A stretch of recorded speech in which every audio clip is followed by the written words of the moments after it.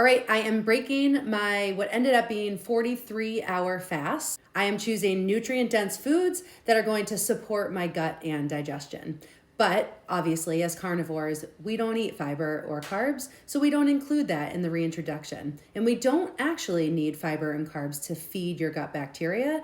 This is a perfect way to get back to eating. And I started with bone broth. It's warm, it's easy, it's gentle. I drank this as I was getting groceries unpacked.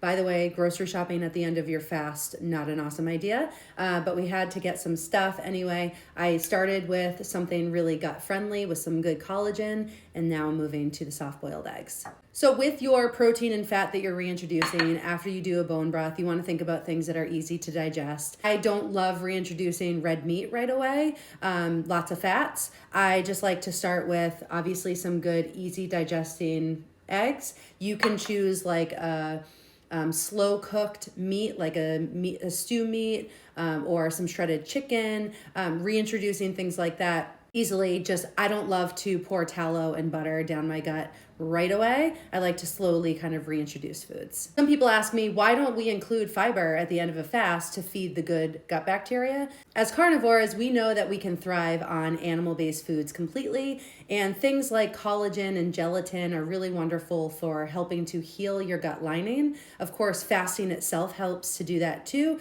but this is just going to put an exclamation point on that process. Once you have broken your fast, you've used a little bone broth, you've used a little bit of easy digesting protein and fats, you can go ahead in a couple hours and eat a heartier meal. I'm going to go out to dinner tonight and I'm ordering a steak and butter, and I'm very excited about that. But listen to your body and just make sure that you give yourself time to adapt. Breaking a fast is not just about re-eating all of the calories that you lost. You were actually burning other energy sources during that time. So you don't have to refeed or anything. You just gently reintroduce foods and listen to your body. I'm going to put some Maldon sea salt on top of these really jammy eggs. I like to make them super soft.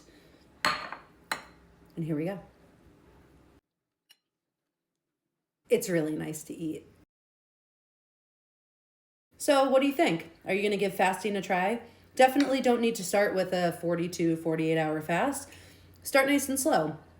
Stop eating your meals at 7 p.m. tonight, and then wait until 7 a.m. in the morning. You've got a 12-hour fast. Maybe you wait a couple more hours and try a 16-hour fast and eat at, 11 a.m.?